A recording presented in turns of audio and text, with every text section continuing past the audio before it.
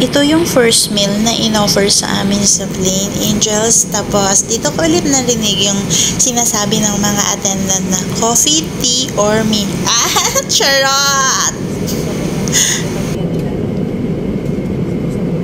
Grabe ka tamis nito, te. Sobrang tamis ng dessert na yan, Angels. And then, meron dyang beef and apple na juice yung aking pinili. Kasi mas gusto ko yung lasa ng apple.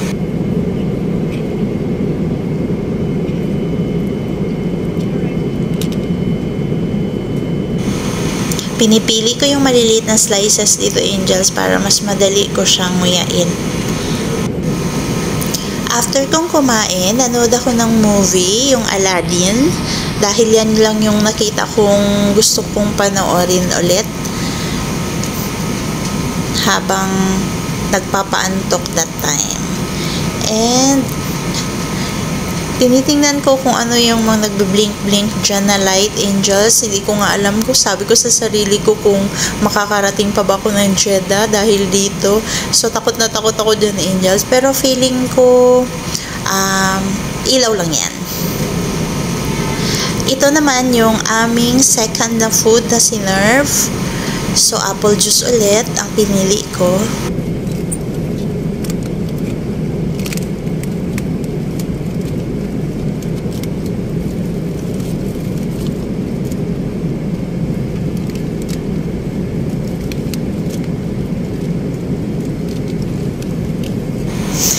Ingat akong matapon yung apple juice ko dyan, Angels. Baka kasi hindi na nila ako mabigyan ulit. So, yan na. Na-open ko na siya.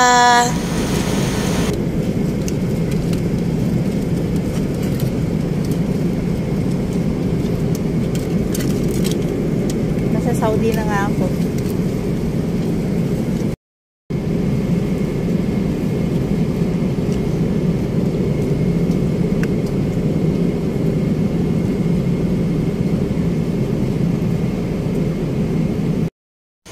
Sarap buhay mo, girl.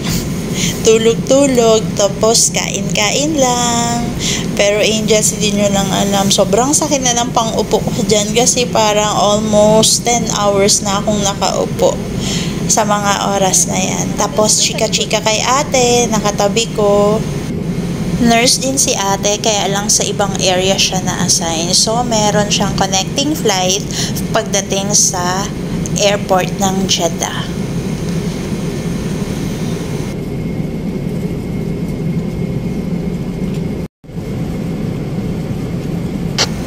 So, nanood na naman ako ulit ng pangalawang pelikula, Angels, ang Cinderella.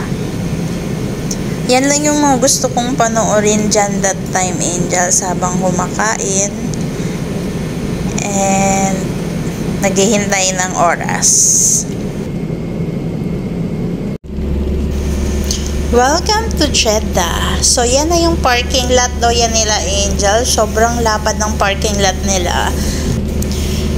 Papunta na kami dyan kung saan kami magstay habang wala pa kami kinukuha ng aming hospital kung saan kami assign. And then, pagdating, wala na kaming ginawa, Angels, kundi kumain na naman.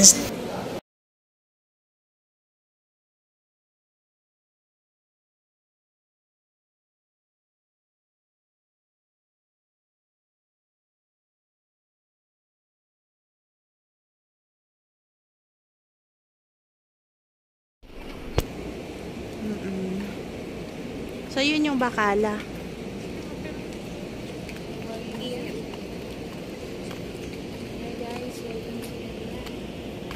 Ay, akin yun. O, diba?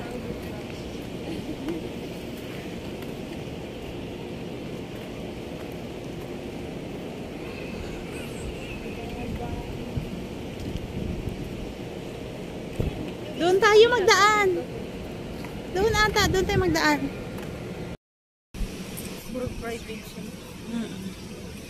Ganda lang, as in. So welcome to our vlog, guys. This is our life here in old age. We're live today in Pipocard. So, yun yung Bacala Angels. Ayun. Yes. Tonight will be the night. Matagal namin inasam na makapunta ng Bacala. Pero feeling ko walang hanger dyan. This is what we call Bacala. Hello guys, we're live today here in... I forgot the name of the store.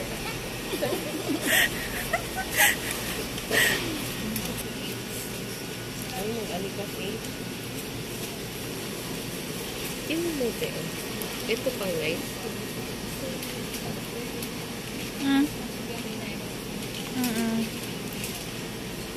Sino sa 12? Magkano? 12. 12? SR? Ha?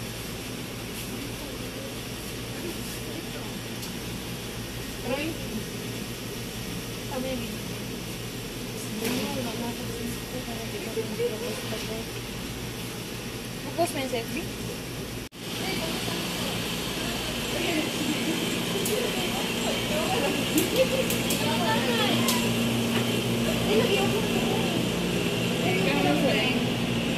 Hanggang pagtag-fooded ko dyan.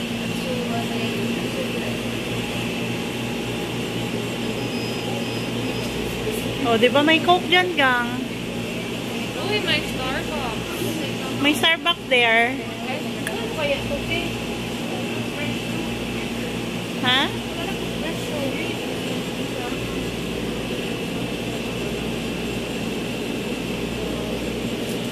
Tanggalin mo yan sa taas. Open? Pang-open? Sa taas. I mean, magkano? Tanungin natin kay brother.